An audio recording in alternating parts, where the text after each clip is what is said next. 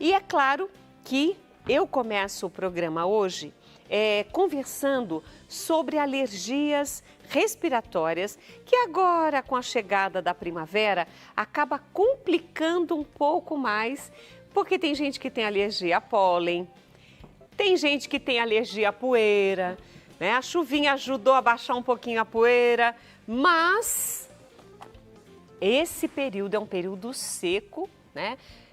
E a gente sempre se lembra dos otorrinos, dos alergologistas, e você, doutora Ulênia, é sempre bem-vinda. Obrigada, Rita. É sempre um prazer estar aqui com vocês.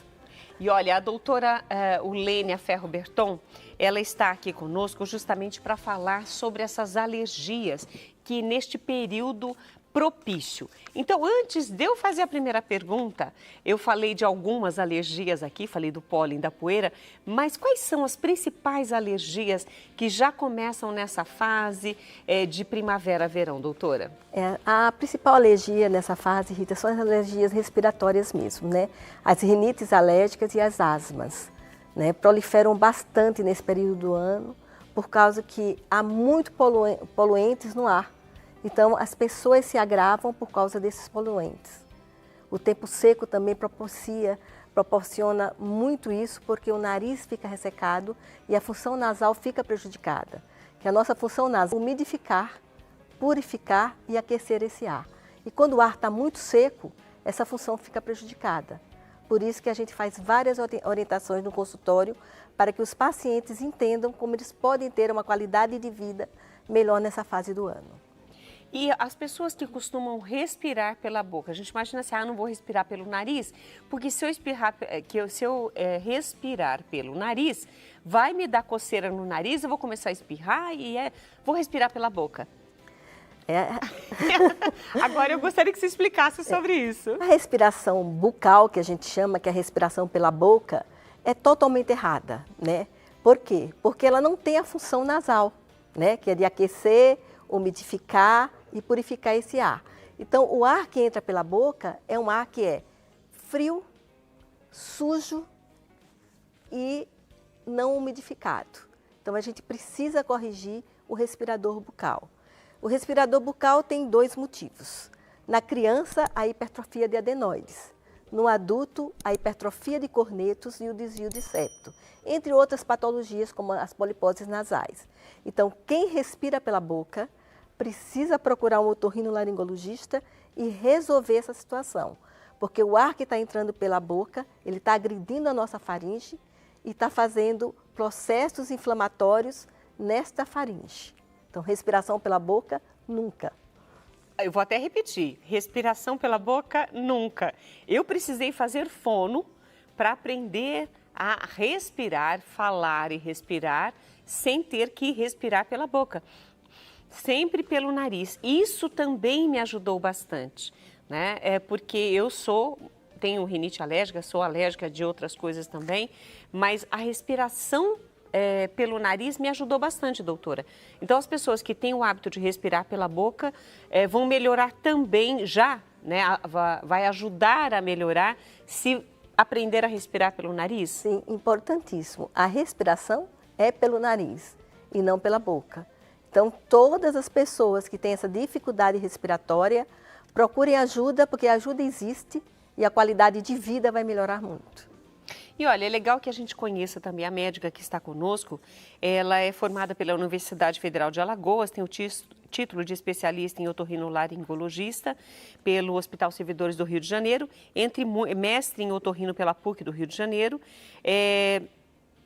pós-graduação em medicina homotoxicologia, membro efetivo do serviço Portman Bordeaux, França, e também curso de endoscopia perioral no INCA do Rio de Janeiro, membro da Sociedade de Medicina de Otorrinolaringologia de São Paulo e o curso de especialização em alergologia pelo serviço Magalhães Rios. Então, o que nós estamos falando aqui, por isso eu quero, já dei a dica para vocês entrarem no YouTube. Se você tiver alguma pergunta, pode começar a fazer. Já estou com o celular na mão. Ontem eu não estava, por isso que eu não pude responder para vocês, mas já estou aqui aguardando a sua participação e a sua pergunta, ok?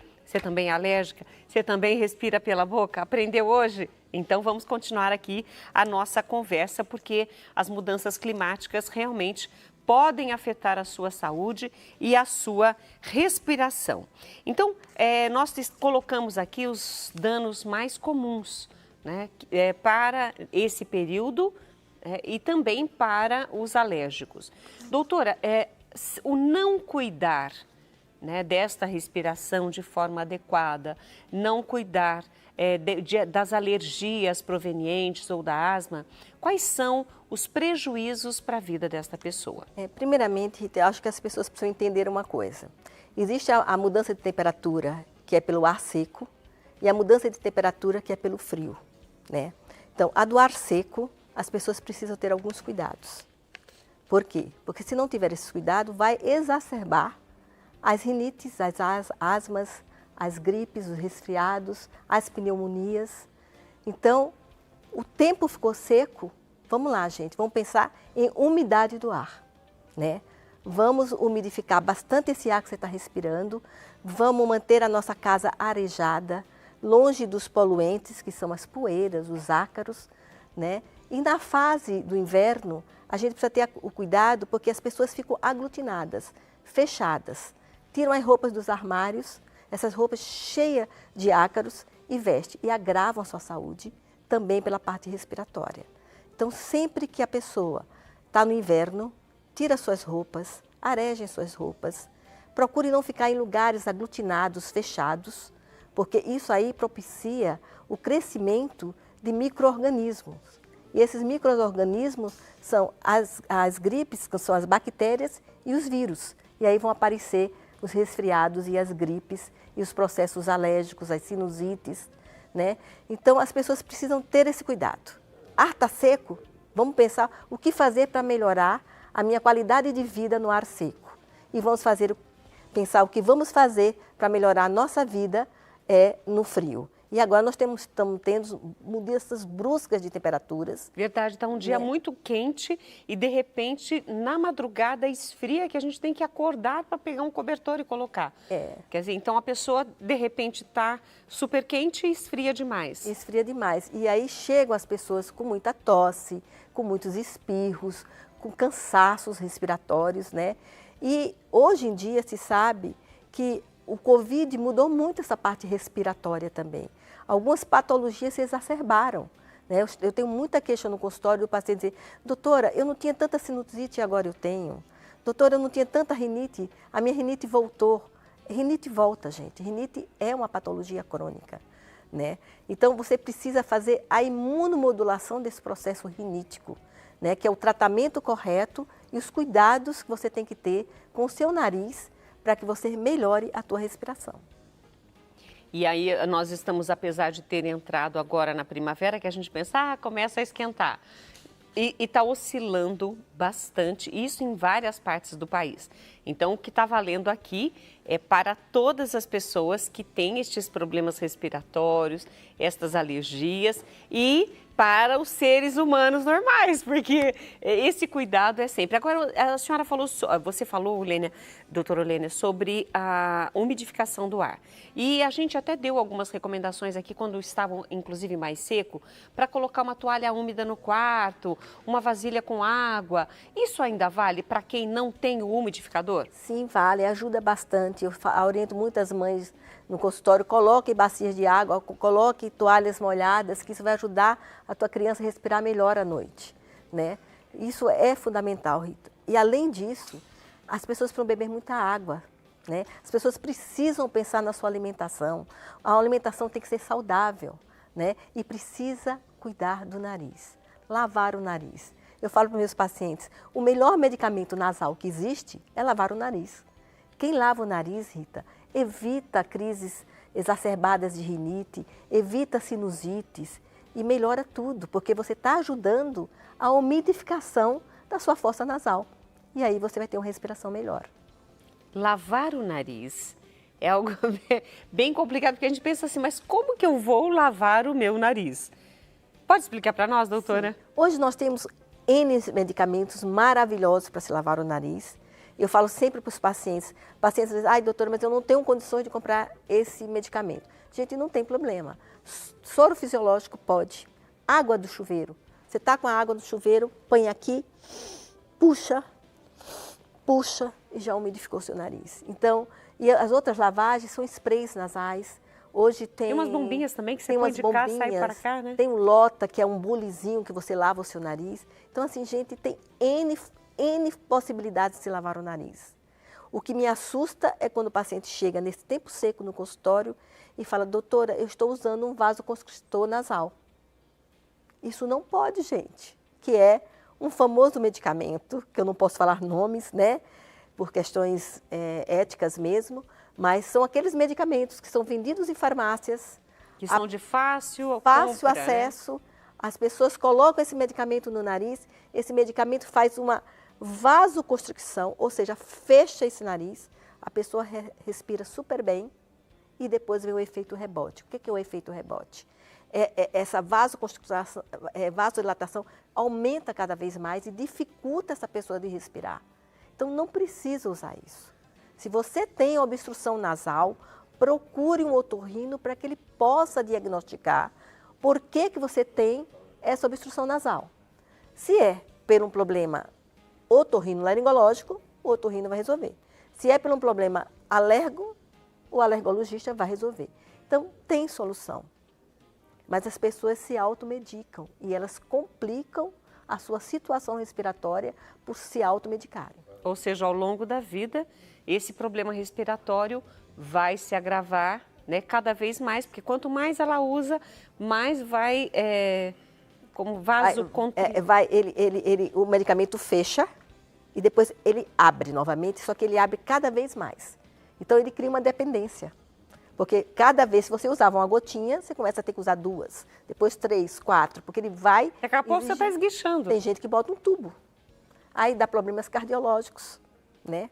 Porque o nariz é muito vascularizado e tem vascularização que tem comunicação cardíaca. Então eu falo aos pacientes, vocês não podem botar esse medicamento no nariz de vocês, porque isso pode levar a consequências graves lá na frente.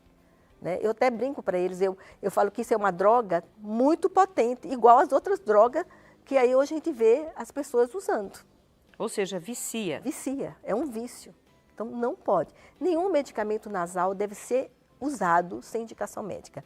Mesmo os corticoides, a única coisa que você pode usar sem orientação médica é lavar o seu nariz. Ou umidificar o seu nariz, que hoje tem no mercado umidificadores nasais, que são géis, que você coloca e imediatamente você vê que a sua respiração melhorou. Quem é mais atingido? Homens, mulheres, crianças, idosos?